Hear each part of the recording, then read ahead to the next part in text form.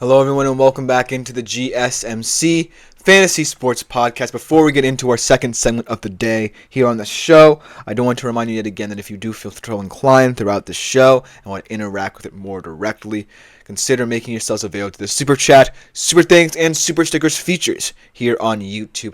Great way to contribute and interact with the show. I love hearing all your opinions. You can do one or two things. Either click the dollar sign, leave a tip or donation in the comment section, or just leave any burning questions, comments, or concerns you may have.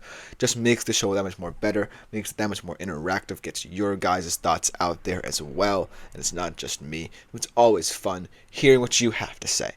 But that will just leave that for your consideration, and we will transition into our second segment of the day on today's show. And that is talking about the waiver wire. Yes, the waiver wire is still very, very vital to your fantasy success this season. And I know you're thinking that there may not be that many more players out there that can truly contribute on the stretch for your team. As you know, we're already getting into the middle part of the season. We're almost 50% of the way through it in both real life and in fantasy. But there have been performances, whether it be from teams that are contenders or maybe out of the race, that prove that you still have to monitor week in, week out the waiver wire, because you never know when teams that look they're down and out, that we'll be talking about very often in this segment, have some hidden gems among their ranks that can prove to be very important in terms of your fantasy football playoff push, or whether or not you just want to solidify your team even further. Let's start off with that team, the Cleveland Browns. What an impressive performance for this Cleveland Browns team against the Baltimore Ravens team that looked like one of the best in the NFL. And it warrants a little bit of appreciation because of the fact it showed what the Browns should be if, they decide to completely tear down this Deshaun Watson experiment, which I feel like they should, after seeing not one but two quarterbacks now come in and lead this team effectively in his stead. And not for nothing, the two players who I'm talking about, one is, yes, the backup QB, the veteran backup in Jameis Winston, the great motivator of this Cleveland Browns team. But Cedric Tillman, because Cedric Tillman is still a young wide receiver, and what with Amari Cooper gone and no one really seemingly stepping up in the wide receiver position, this is a guy, I believe this is only his second or third year in the league, who I feel like the Browns can truly build upon. Yes, Jameis might not be the guy, as I believe that this is his second season in the league, so he still has a lot of enemies. He's only 24 years old. And like I said, Jameis, his performance definitely warrants potentially looking the waiver wire, but who knows how long that experiment will work for the Browns. Maybe he will be gone by the end of the season. Maybe he'll find another home next season. But Cedric Tillman has staying power for the Browns. And maybe it will be reliant upon, the Browns tearing down and starting with a new quarterback. But I do think that what this showed is that the Browns still have a glimmer of optimism, even without all those draft picks they lost in this trade. Even without, the resources to retain some of these players after presumably, eating all that dead money that they might have to do to cut Deshaun Watson. I still feel like you have a solid foundation. It starts with a guy like Cedric Tillman. On the other hand, Jameis, this performance of his was typical, I feel like.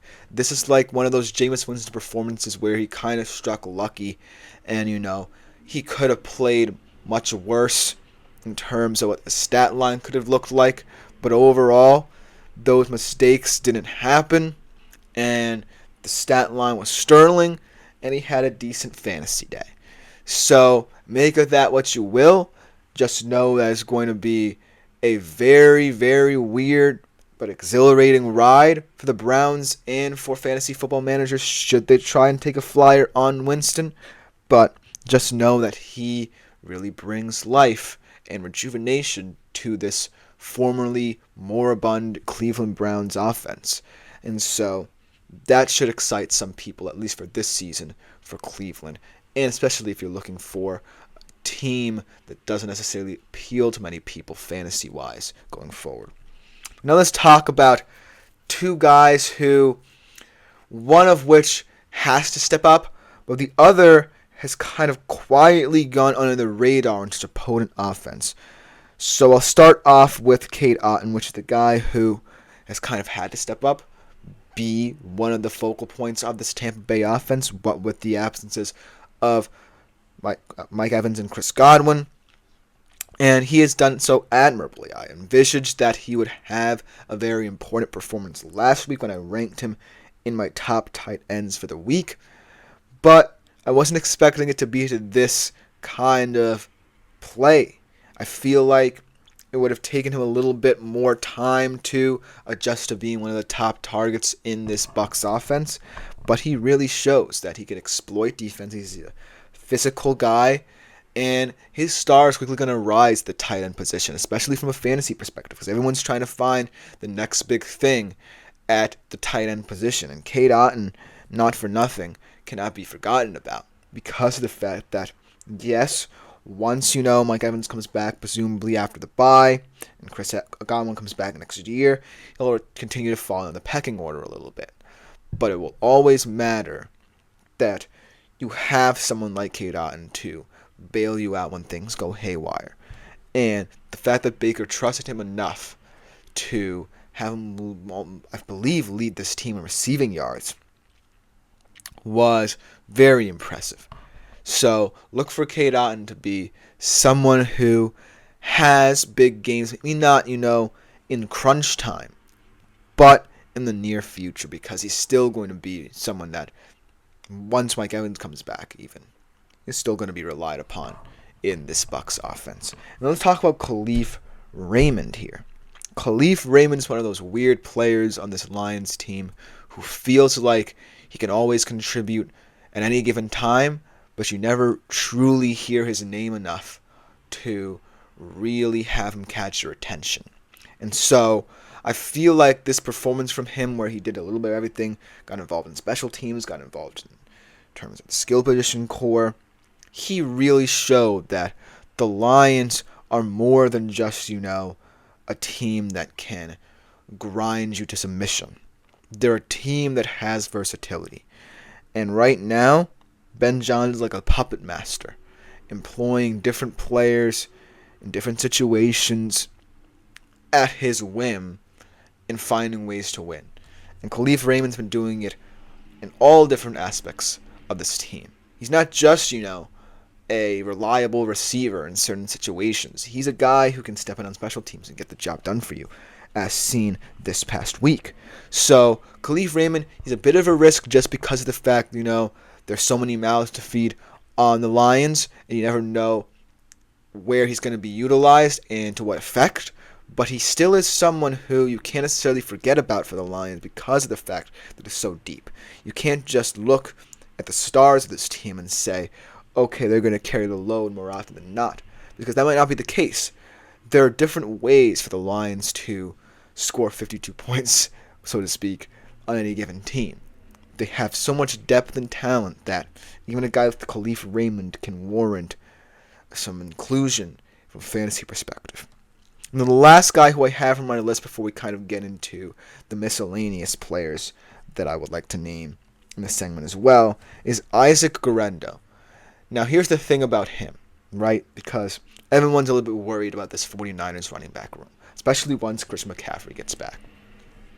No one really knows how Kyle Shanahan will determine how guys like Mason and Guerendo will be involved in this offense once McCaffrey comes back. And that's the big concern for a lot of people. Do I sell Jordan Mason? Do I pick up Guerendo after his good performances? Or since McCaffrey's coming back, do I kind of have to be patient? As we get a comment here from Will Casper, I have the number one waiver, and I have had it all year. So I use it in Tyrone Tracy. He's going to be viable. We will get to that coming in a little bit because he's one of the running backs that I would love to talk about a little bit more at the end of this segment here. But I want to get back to Garendo as well because in the whole landscape of the waiver wire, running backs are a very appealing position, very tough position to navigate as well. So Isaac Garendo is someone who, very well could remain on the waiver wire for the rest of the season just because of the fact people know that he may not get as many touches in the future. But the reason why I don't think that is because now Kyle Shanahan knows that he can rely even more on the depth of his running back room, especially with the whole wide receiver situation, and who knows how Deebo Samuel will look going forward. Still battling that illness. Obviously, Brandon Ayuk out for the year. So you never really know how this 49ers offense will profile even with the return of Christian McCaffrey. So look for Isaac Garendo to still be in the reckoning as someone who you might want to pick up in the future. But to Will Casper's point here, and talking about someone who kind of will tie up some odds and ends for you in the running back position, I do like Tyrone Tracy as a viable fantasy asset. This is a guy who potentially was not going to be seen as someone to immediately have an impact this season with the ineptitudes and struggles of the Giants running back this season, really stepping up and showing that they can build around this kid, that he has a future in this offense. And not for nothing, I feel like, for some reason, the Giants' offensive line is more well equipped to handle run blocking duties to open up holes for a guy like Tyrone Tracy than it is to protect Daniel Jones, which sounds very weird, but it's the truth, and it's what I've seen on the field. There are more ways for the Giants' line to win running the ball with Tracy than there is trying to operate with Daniel Jones in their center or out of the shotgun. So look for Tyrone Tracy to actually continue to add value this season to his name, because he is someone who has proven that he has staying power. So very good observation, Will, and I would definitely say Tyrone Tracy is someone who you should go out and get off the waiver wires. But we'll see how all of these guys play out, even Tyrone Tracy as well. But that will just do it for this segment. Coming up for our next segment, we will be continuing our positional rankings with the running back position. Which of these guys, maybe even, one of these guys who I just named will show up in a couple of weeks' time on this list. But for now, you're going to have to tune in and stick around to find out who I have on this week's list. So we'll be right back. Looking for your daily fix of